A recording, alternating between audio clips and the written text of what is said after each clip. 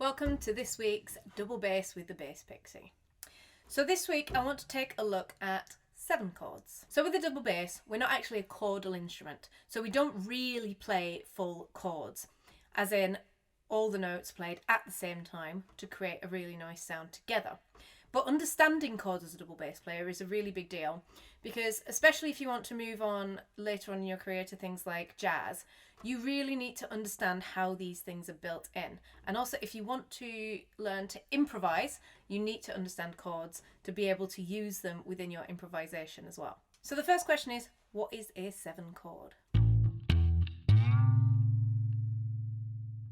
So a 7 chord is essentially a triad of some kind, not necessarily a major triad, which is what we've talked about mostly in a lot of our lessons, but some kind of a triad, which we'll break this down as we go along, with a 7 note, as in the 7th note of the scale, stacked on top of that triad. So today we're going to look at 5 of the main types of 7 chords. Those are the major 7, the minor 7, the dominant 7, the half-diminished, which is also known as the minor 7 flat 5, and also the diminished 7. Those are the 5 main 7 chords that you will find within music. The last 2 probably not so much within rockabilly and popular music, but they might pop up here and there, so it's worth knowing them. So we're going to work in the key of C. If you aren't familiar with your C major scale and your A minor scale, please stop the video here, go to my tutorial video on part 1 of scales, which is C major and A minor, and learn those scales, because without that you're going to be a little bit lost in this video. So go ahead, go do that, but if you already know them, stick around and let's take a look at these different 7 chords. So chord number 1 is a major 7, and it's written like this. Okay, so a major 7 is pretty much exactly what it says on the tin. So if we look at our C major, which is a major scale because we're doing a major 7, so we've got note 1, 2, 3, 4, 5, 6 and 7, right?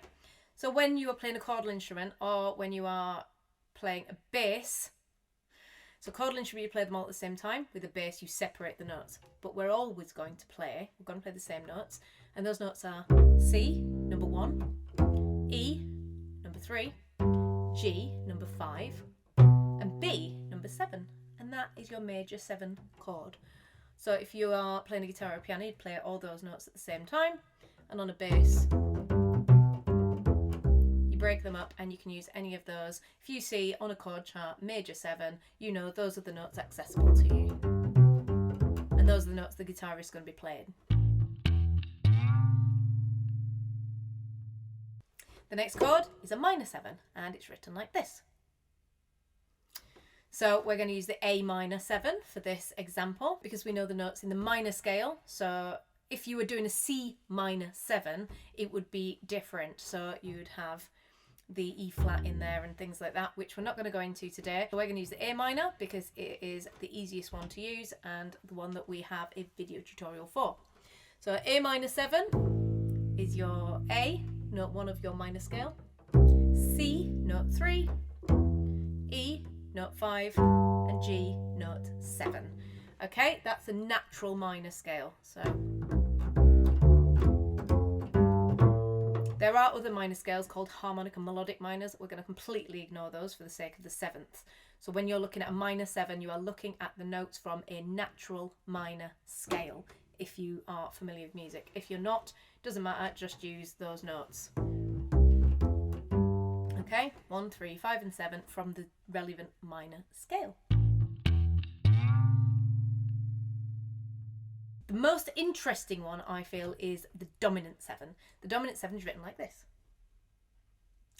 The reason I find it the most interesting is because it is the one you will see most often. If you've watched my video on the chord number system, or you're familiar with the chord number system, in how to read certain music using numbers rather than chords, so you can transpose, the 5 chord in a piece. So if I'm in the key of C, for example, the 5 chord in the key of C will always be a G7. I say always, most of the time. If you're looking at more complicated music or certain variations, it's not. But if you see if you're getting a song that is written and it's either a pop song or it's a rock song or a rockabilly song, things like that, your 5 chord will be a 7. It'll be a dominant 7. Now, a dominant 7 is different to a major chord for a simple reason, is that the 7 that it stacks on is a slightly different note. So we're going to look at a C7, C dominant 7, or C7 as it is written. And you have the same triad, so it's a major triad like you normally have. So you've got the C, followed by the E, followed by the G. Now in the C major 7, you've got B in there, okay, which is in the C major scale. With a dominant 7, the idea of this chord is that the sound of it wants to resolve to something. It wants to, it's like an unfinished sound. It needs a resolution. So it uses one note that's not in the scale to help create that slightly awkward sound that needs to resolve to something else. So the way they do that is they use the C, note 1, E, note 3, G, note 5, and then what they call a flattened 7th. So in this case, it's the B flat. So a flattened 7th is your 7th note of the scale down 1 semitone, okay?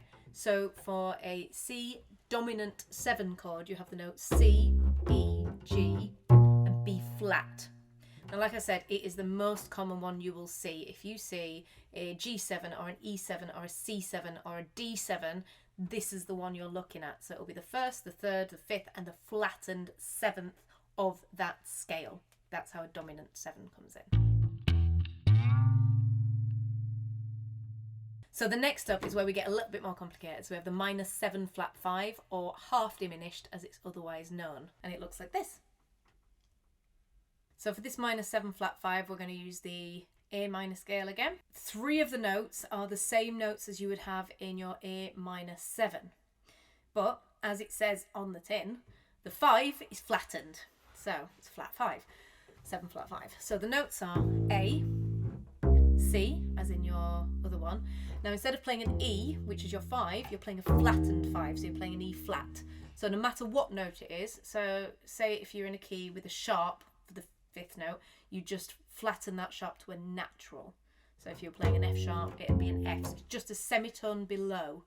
So you don't have to actually play a flat, as it were, flat note. It just means it's 1 semitone below the note it usually is.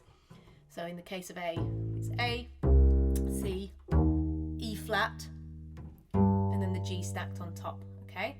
So that is called a minor 7 flat 5. And the last chord we're going to look at is called the diminished 7, and it looks like this. So the diminished 7 is actually quite a special chord because all of the notes in it can count as the root note, and it will be the same notes in that chord, whichever one you start on. I will show you an example. So a diminished 7 using the A minor scale would be A, C, same as the half diminished, E flat, same as the half diminished, and then F sharp, okay? So those 4 notes, A, C, E flat, F sharp, create the diminished chord.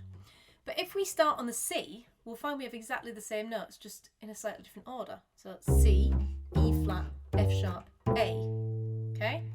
And then we'll do it again from up here. So E flat, F sharp, A, C. In theory, there are actually only 3 diminished chords. They're just stacked in different ways, okay? That means the order of the notes is different. But basically, it is stacked in minor thirds. So you have an A, miss 2, C, miss 2, E flat, miss 2, F sharp, okay? And it's got a really cool, creepy sound. I really love the sound of the diminished. But there you have it. That is 7 chords.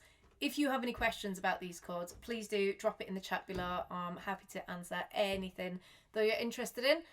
If you're a patron, the notes will be broken down on a sheet that you can print off and download.